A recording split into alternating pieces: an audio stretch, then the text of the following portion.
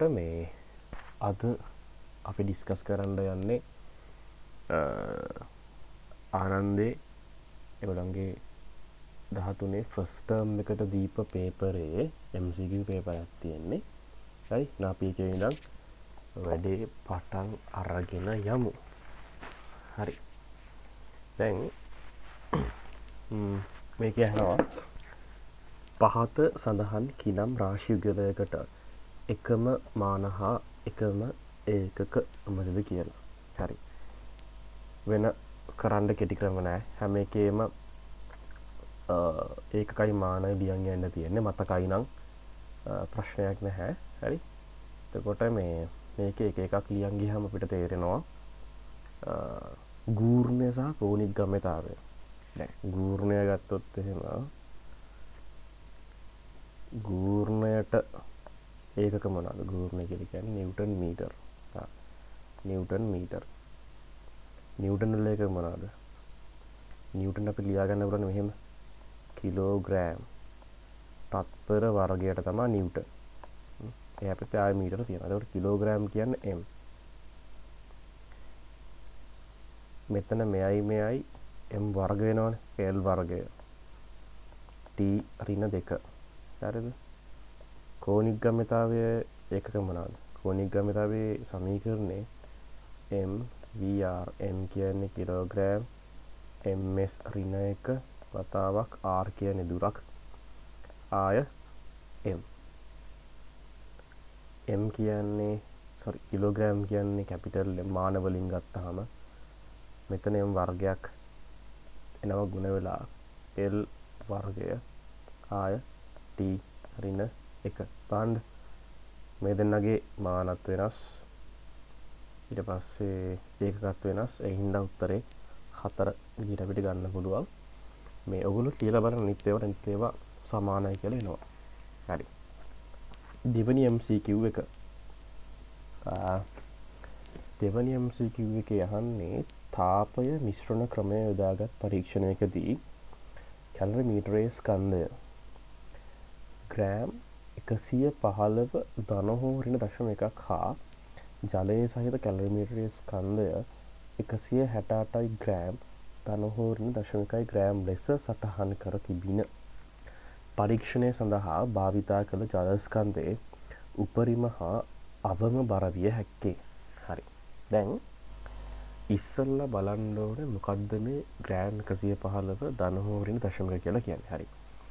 අපි දන්නවනේ උපකරණයක් මිෂරින් ඩිවයිස් එකක් ගත්තාම උපකරණයක් ගත්තාම එයාට විවිධ ප්‍රකාරයේ දෝෂ එන්න පුළුවන්. දෝෂින්ද මයින මිනුම පොඩ්ඩක් වැඩි කරලා පෙන්වන්නත් පුළුවන්. නැත්නම් මයින ඇත්ත මිනුමට වඩා පොඩ්ඩක් අඩු කරලා පෙන්වන්නත් පුළුවන්. හරි. එතකොට අන්න ඒ ප්‍රශ්නේ හින්දා තමයි නිෂ්පාදනයක් හරි මිෂරින් ඩිවයිස් එකක් නිෂ්පාදනය කරන අය මෙන්න මේ ධන හෝ ඍණ කතන්දරේ මේකට ඇඳලා තියෙන්නේ. හරි. එතකොට දැන් ඕක මනින්නේ මෙන්න මෙහෙමනේ. ඉස්සල්ලා මයින්නවා හිස් භාජනීය ස්කන්ධය. ඊට පස්සේ ජලය දාලා ස්කන්ධය මනින. ජලය දාලා ස්කන්ධය මනිද්දී ජලයේ ස්කන්ධයයි මෙන්න මේ ජලයේ ස්කන්ධයයි ඊට පස්සේ මේ භාජනීය ස්කන්ධයයි දෙකම තියෙනවානේ.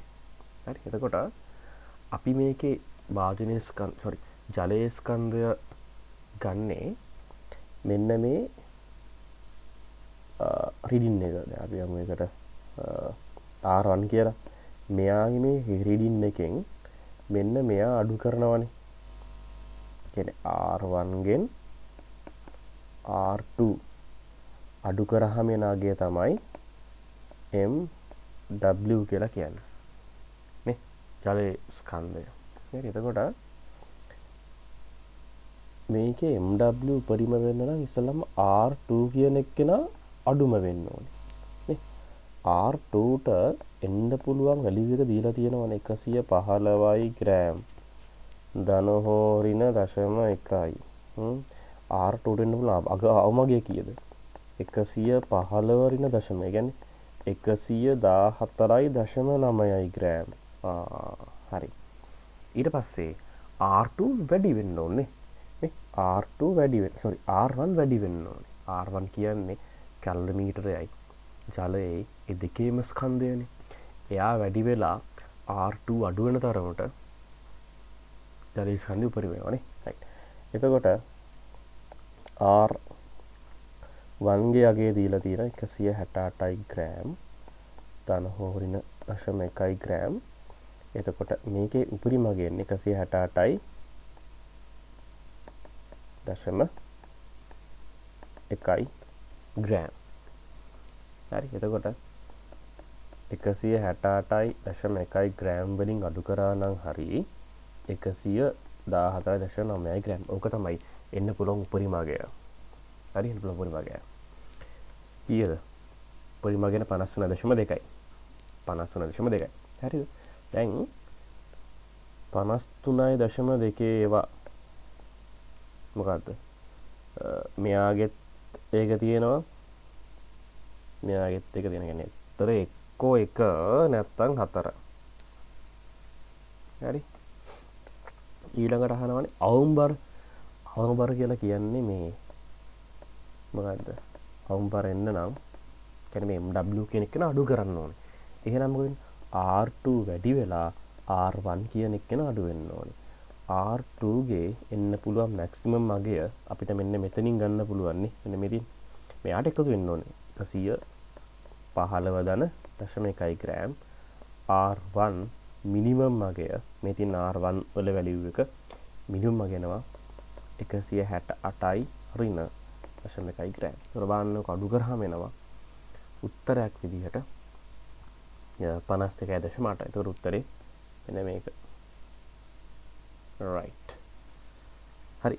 ඔයගොල්ලෝ මම වීඩියෝ එක මෙහෙම ආන් යන්නම්. එතකොට ඊළඟ ගාන හදන්න තියෙන්නේ මේ ඔයගොල්ලන්ට මොකක් හරි ලියා ගන්න තියනවා නම් මේක පෝස් කරලා ලියා ගන්න. හරි. මම ඔයගොල්ලන්ට ලියා ගන්න වෙලාව දෙන්න නැතුව ඉන්නම්. නැත්තම් අපිට ඔක්කොම කතා කරන්න වෙන්නේ නැහැ MCQ ටික. හරි. තුන්වෙනි MCQ එක හරි මේ උපකරණ වලින් තියෙන්නේ. එතකොට මේකට අපේ පේනවා කුඩා මිනුම 0.1 සෙන්ටිමීටර කියලා. දැන් බලන්න මේ වර්නියර් පරිමාණය පස්සට ගිහිල්ලා තියෙන්නේ. වර්නියර් පරිමාණය අපිට පේනවා මෙයා මේ පස්සට ගිහිල්ලා තියෙන්නේ. නැත්තම් හරිනම් වෙන්න ඕනේ මේ මෙන්න කටන එකනේ. පස්සට ගිහිල්ලා තියෙන කියන්නේ මොකද්ද? අඩුවෙන් මැනෙන්නේ. මයින්ඩ් ඕන ගණන නෙවෙයි අඩුවෙන් මැනෙන්නේ. දැන් බලමු කොච්චරක් අඩුවෙන් මැනනවද කියලා. මෙයාගේ 1යි 2යි 3යි. තුන්වෙනි එකත් එක්ක තමයි සම්පාත වෙන්නේ. කියන 0.3 සෙන්ටිමීටර් අඩුවෙන් මැනෙනවා. හරිද? එතකොට මේක තමයි මේ තහඩුවේ ඝනකමට අපිට ලැබෙනවා. ඒ කියන්නේ 1.1 ඇවිල්ලා තියෙන හින්දා 1 සෙන්ටිමීටර ධන සම්පාත වෙන්නේ 3 දී. කියන්නේ 0.3 සෙන්ටිමීටර. right? ඒක කොහොමද ගත්තේ? මෙයා කුඩා මිනුම 0.1 සෙන්ටිමීටර කෑලි 3ත් එක්කන සම්පාත වෙන්නේ 1යි 2යි 3යි. තුන්වෙනි කෑල්ලත් එක තමයි. වර්නියර් පරිමාණය මේ තුන්වෙනි කෑල්ලත් එක්ක තමයි ප්‍රධාන පරිමාණය මෙන්න මේ තුන්වෙනි කෑල්ල සම්පාත වෙන්නේ. හරි එහෙනම් 0.3යි එකතු වුණාම 1.3 සෙන්ටිමීටර ප්‍රමාණයක් එනවා. හැබැයි අපි දන්නවා ඒ රූපය කියලා තියෙනවා මෙයාට තියෙනවාය දෝෂයක්. නේ මෙයාට දෝෂයක් තියෙනවා. දෝෂ කොච්චරද? 0.3යි. හැබැයි අඩු පැත්තට. ඒ කියන්නේ අඩුවෙන්ම එන්නේ. ඒ කියන්නේ මෙයාට අර දෝෂ එකතු කරා නම් හරිනේ. එතකොට 1.6 උත්තරය. හරිද? right. හතරවෙනි එක යහනවා නිශ්චලතාවයෙන් චලිතය ආරම්භ කරන ලබන අංශුවක ප්‍රවේගය කාලය සමග රේඛීය වැඩිවන්නේ v සමානයි kt සම්බන්ධතාවය ඇති කරගමිනි. අංශුව මුල් තත්පර 3 තුලදී ගමන් කරන දුර වන්නේ කියලා අහනවා. හරි. මම ඕක මෙතන හදන්නම්කෝ. හරි. දැන් මම නම් ඕක හදන්නේ කෙලින්ම ප්‍රස්ථාරයක් ගහලා. මට ප්‍රස්ථාරේ ගන්න ලේසි. හරිද? මෙයාගේ ප්‍රවේගය වෙනස් වෙන්නේ රේඛීය. කාලයත් එක්ක රේඛීය. right. එතකොට බලන්න මෙයා t නම් මෙයා v නම් ඔය ප්‍රස්ථාරෙන්නේ මෙහෙම නේද? හරි. මේ ප්‍රස්ථාරෙන්නේ මෙහෙම. vt.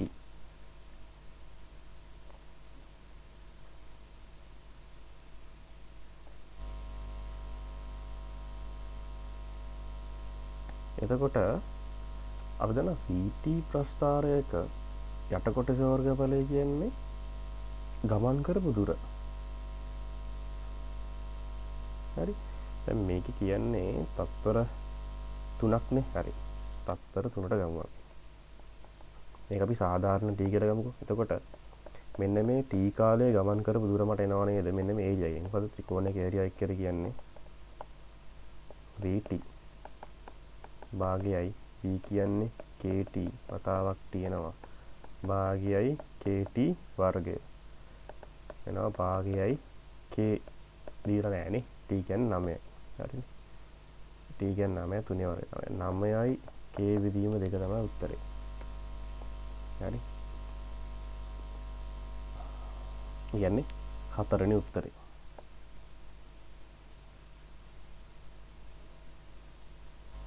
right. අපි පස්වන ගානට යමු. පස්වන ගාන කියන්නේ තුවක්කුවකින් එකම v ප්‍රවේගයකින් සෑම දිශාවටම උණ්ඩය විදුණු ලැබේ. මෙම උණ්ඩ තිරස් බිම මත වැටි තිබිය හැකි උපරිම වර්ගඵලය. හරි. උපරිම වර්ගඵලය. මොනවද කියන්නේ මෙන්න මේ කතාවක් නේ. දැන් අපි කිසියම් ප්‍රවේගයකින් v කියන ප්‍රවේගයකින් පොළවට θ කෝණයක් ආනතව ප්‍රක්ෂේපණය කරන උණ්ඩයක් කියන්නේ ෂූට් කරනවා. එතකොට එයා මෙන්න මේ පරාබොලික මාර්ගිකනේ යන්නේ. අපි දන්න දෙයක් සරල දෙයක් මැත්ස් කරන ළමයින් නම් ප්‍රක්ෂිප්ත කියලා වෙනම පාඩමක් තියෙනවා. එතකොට බයෝ කරන ළමයින්ට ෆිසික්ස් වලදී මේක උගන්වනවා. හරි. පරාබොල කියන්නේ ප්‍රක්ෂිප්තයක් කියලා. ප්‍රක්ෂිප්තයක් කියන්නේ නිකන් sorry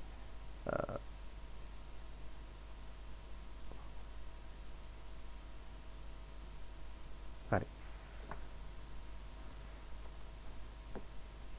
හරි. එතකොට මේ මං හිටියේ උණ්ඩ යන්නේ ප්‍රක්ෂිප්තයක කියලා. හරි. වැරදිලා කියන පරාබොලක නෑ. පරාබොලක නෙවෙයි. පරාබොලක කියන්නේ වෙනම මාර්ගයක්. හරි. මේ හරි ප්‍රක්ෂිප්තයක තමයි යන්නේ.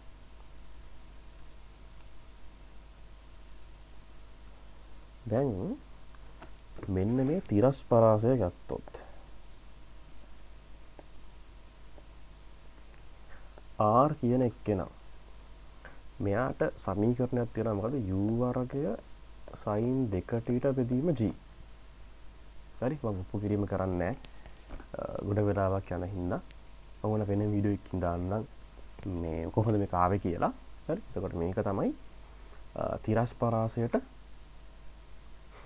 එන සමීකරණය. හරි. අහන්නේ උපරිම වර්ගඵලය. දැන් හිතන්න මේ තියෙන්නේ පැත්තෙන් බලපුවම පේන විදියනේ. ප්‍රක්ෂිප්තයක් මේව තියෙනවා. මේ උඩින් බලපුවාම අරය r වෙච්ච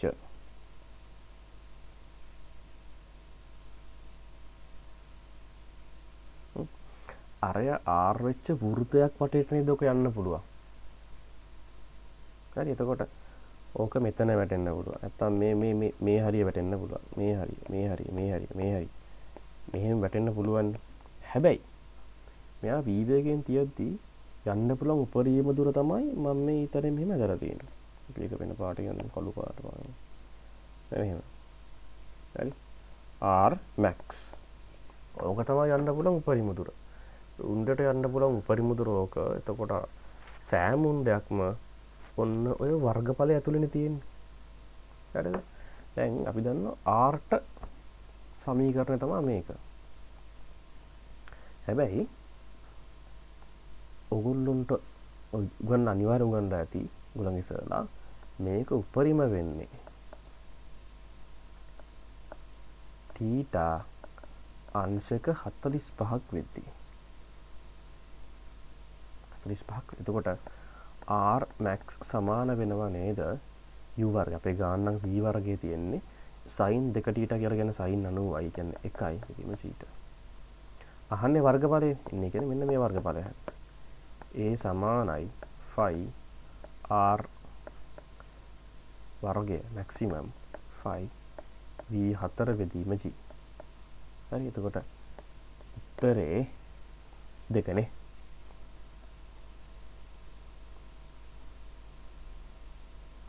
මේ තමයි උත්තරේ.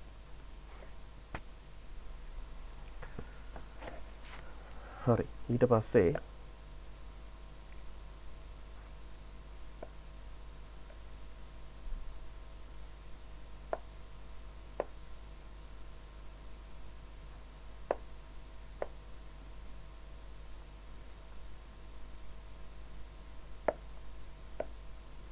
ඊළඟ ප්‍රශ්නයට යන්. ඒකත් ලොකු අමාරු එකක් නෙවෙයි. මේ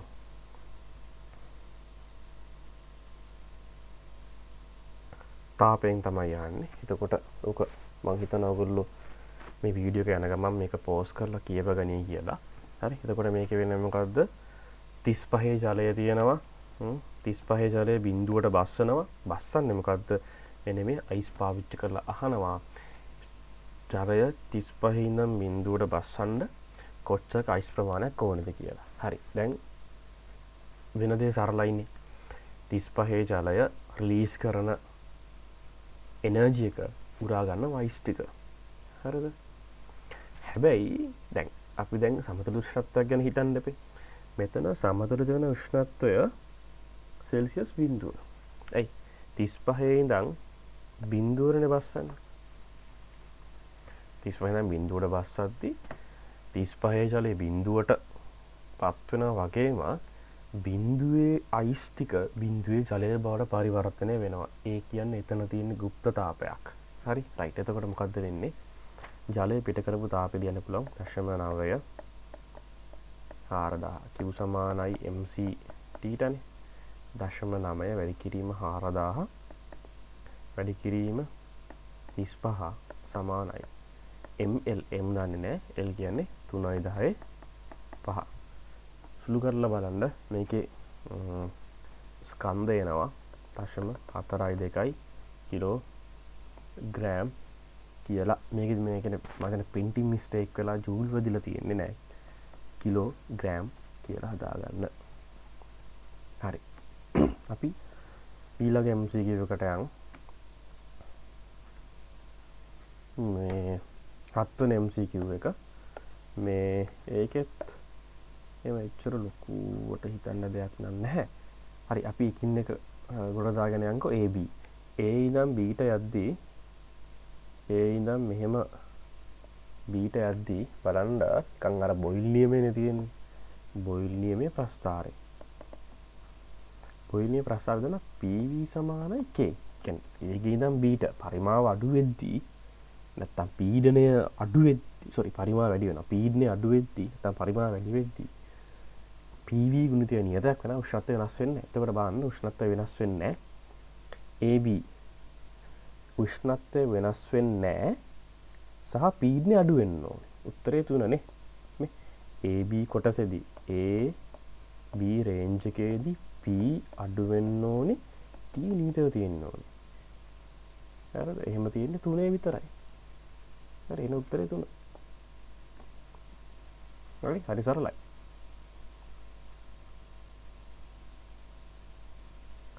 හරි අපි යන් 8 වෙනි ගානට. 8 වෙනි ගානේ කියනවා උත්තල කාචයක් ඉදිරියේ විවිධ ස්ථානවල වස්තුවක් තබා එහි තාත්වික ප්‍රතිබිම්බ ලබාගෙන වස්තු දුර හා ප්‍රතිබිම්බ කර මැනගෙන පාසල ප්‍රස්ථාර නිර්මාණය කරන ලදී. මේ ඇසුරෙන් සරල රීච්ච ප්‍රස්ථාරයක් වන්නේ. රයිට්. ගන්නේ තාත්වික ප්‍රතිබිම්බනේ. හරි ගන්න තාත්වික ප්‍රතිබිම්බ. එතකොට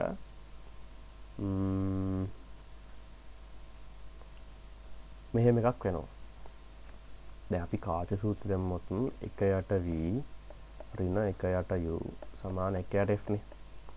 උත්තල කාශයක් නම් නාභි දුර ඍණ. හරිද? එතකොට මෙහෙම සීන් එකක් තියෙන්නේ uv. තාත්වික ප්‍රතිබිම්බ නම් v ඍණ. ඍණ 1 v. මෙයාගේ සලකුණ වෙනස් වෙන්නේ නැහැ. එයා ධනමයි. හැබැයි උත්තල කාශයකින් ආයෙ මේක ඍණ වෙනවා. හරි. එතකොට එන්න මෙහෙම හැදෙනවානේ.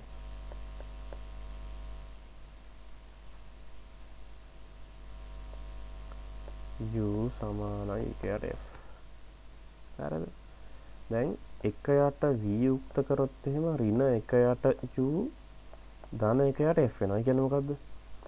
y සමානයි ඍණ mx ධන c. මේ තියෙන්නේ සරල රේඛීයයිනේ. හරිද? y සමාන ඍණ mx ධන c වුණත් y සමානයි mx ධන c වුණත් y සමානයි mx. ඒ කියන්නේ අන්තක්ඛණ්ඩයක් නැති වුණත් සරල රේඛීය ප්‍රස්ථාර. හරිද? දැන් ඔයගලන්ට ප්‍රශ්නයක් එන්න පුළුවන්. එතකොට අයියේ සරල රේඛීය නොවන ප්‍රස්ථාර කියන්නේ ඒ කියන්නේ y සමානයි mx වර්ගය. මේ x ගේ සංගුණකය එකක් නොවන ඒවා.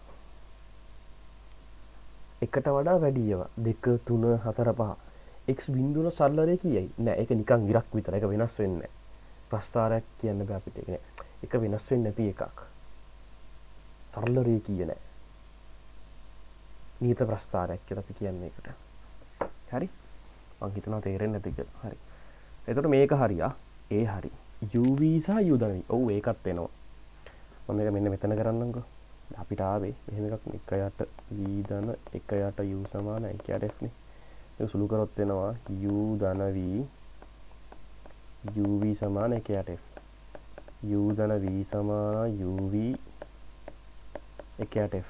එකත් වෙනවා නේ y සමානයි mx ආකාර ප්‍රස්ථාරයන්නේ. එතකොට මේකත් හරි. මේකත් a සහ v උත්තරයක් තමයි. හරි.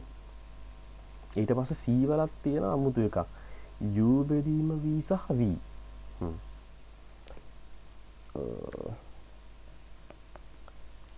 u බෙදීම v සහ v. මෙන්න මේක තමයි අපි කාච සූත්‍රයට ලකුණු සම්මුතිය දාලා ගත්ත එක. හරිද? sorry v බෙදීම u නේ. යමරමඩ v බෙදීම u සහ v නේ. right. හරි. මොකද තියෙන්නේ? මම මේක v ගෙන් වැඩි කරනවා. ඒකට මෙහෙම එනවා. 1 ධන v බෙදීම u සමානයි v බෙදීම f. f කියන්නේ නාභි දුරනේ.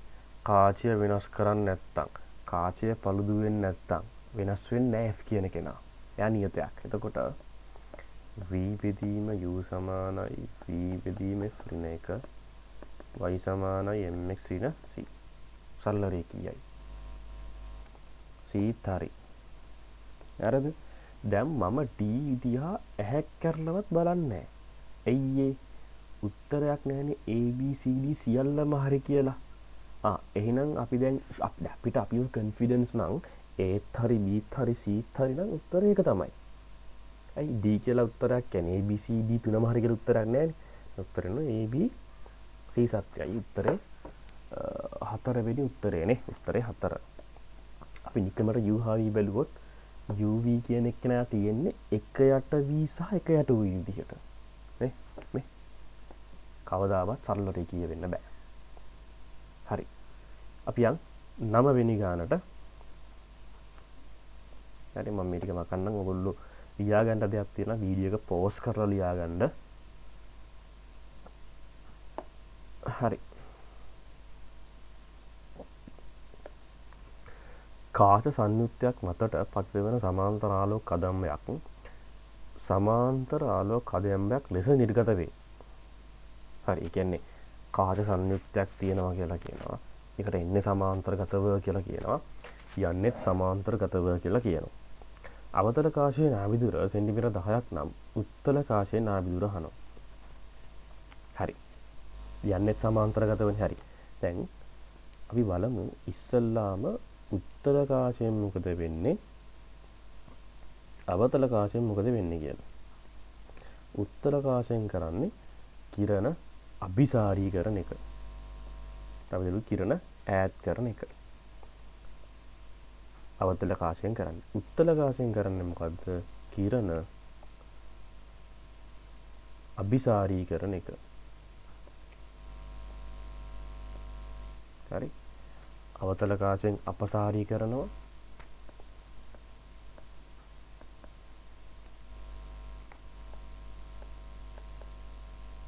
උත්තල කාශයෙන් අභිසාරී කරන නැත්නම් කිරණ එකතු කරනවා.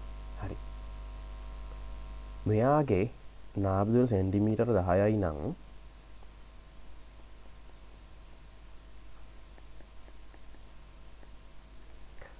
අවතල කාශයෙන් ප්‍රතිබිම්බයක් හදනවා.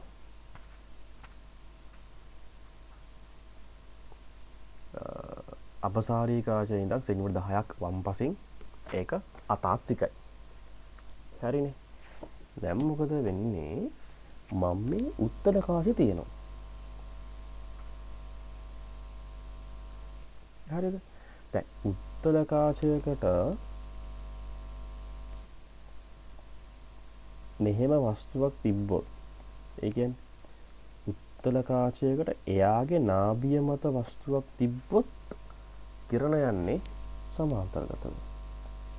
හරි? ඒ කියන්නේ මම මෙතෙන්ට උත්තල කාශය මෙහෙම ගෙනාවොත් කිරණ යන්නේ සමාන්තරගතව නම් ඒ කියන්නේ මෙයාට වස්තුව තිබිලා තියෙන්නේ මෙන්න මෙයාගේ නාභි දුර. ඒ කියන්නේ දැන් මෙතනනේ වස්තුව තියෙන්නේ. මෙයා අතාත්විකයි තමයි. ඒ අතාත්වික වස්තුව තමයි උත්තල කාශයට වස්තුවක් වෙන්නේ.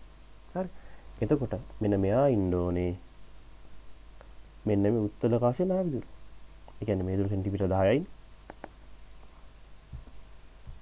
ඒ කියන්නේ උත්තල කාශයේ නාභි දුර සෙන්ටිමීටර් 10ක් වෙන්න ඕන. හරි. 10 වෙනි එක. විදුර ලක්ෂය සෙන්ටිමීටර 50ක් දුරින් පිහිටන අවිදුර දෘෂ්ටිකත්වයෙන් පෙනෙන ඇසකට. හරි. කියන්නේ මෙයාට බලන්න පුළුවන් උපරිම දුර සෙන්ටිමීටර් 50ක් වෙච්ච මිනිස්සෙක් ඉන්නවලු. හරිද? ඒතර මෙයාට හොඳ ළඟ පේනවා. අපි දෘෂ්ටිකත්වය තියනවා කියලා කියන්නේ මෙයාට හොඳට ළඟ පේනවා. දුර තමයි පේන්නේ නැත්තේ. කියනවා මේ ඇසට දැන් මේ මැස තියෙනවා. ඇසට සෙන්ටිමීටර් 2ක් ඉදිරියෙන් කාචයක් පැලඳ දුර ඇති වස්තුන් පැහැදිලිව දැක ගැනීමට හැකිය. ඒ සඳහා පැලිඳිය යුතු කාචයේ බලය වන්නේ. කාචයේ බලය හොයන්න කලින් කාචයේ නාභි දුර හොයමුකෝ. හරි. දැන්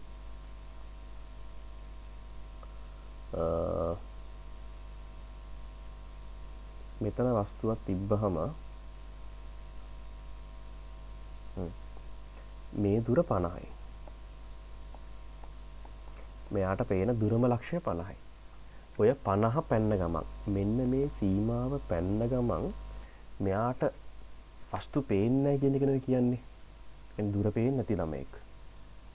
හරි. එතකොට අපි ගමු අනන්තයේ වස්තුව තියෙනවා කියලා. හරි. වස්තුව අනන්තයේ තියෙනවා කියලා ගමු. වස්තුව අනන්තයේ තියෙනකොට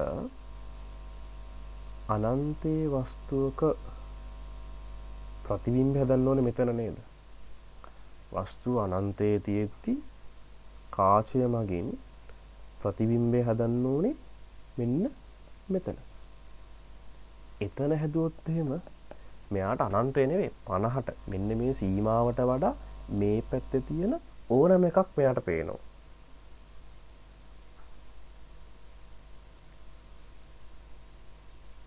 හරි. දැන් මෙතන කන්ඩිෂන් එක කියන්නේ දුර ඇති වස්තුන් බලන්න. දුර කියන්නේ අනන්තය. කියන්නේ අනන්තයේ ප්‍රතිබිම්බය. වස්තුව අනන්තයේ තියෙද්දී හදන්න ඕනේ මෙන්න මේ දුරි. කාචයේ ඉඳන් 48ක දුරි. 1 යට v ඍණ 1 යට u සමානයි 1 යට f. ප්‍රතිබිම්බයකට 48ක දුරකින් හදන්නේ වස්තුව අනන්තේ කට F කියන්නේ 48යි සෙන්ටිමීටර්. බලය නැහන්නේ. බලය කියන්නේ ඍණ 1යට F ඍණ 48යි සෙන්ටිමීටර මීටර කරන්න උඩ 100න් වැඩි කරනවා. ඊට සුදු කරාම වෙනවා ආසන්නව ඍණ 2.1ක්. sorry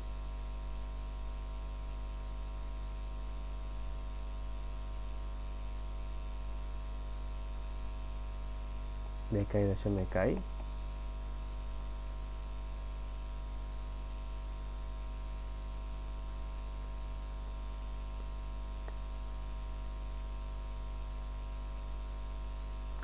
ඍණ 2.1ක් නේ. ඍණ 2.1ක්. හරි එතකොට මේක සෙන්ටිමීටර නෙවෙයි ඩයොප්ටා.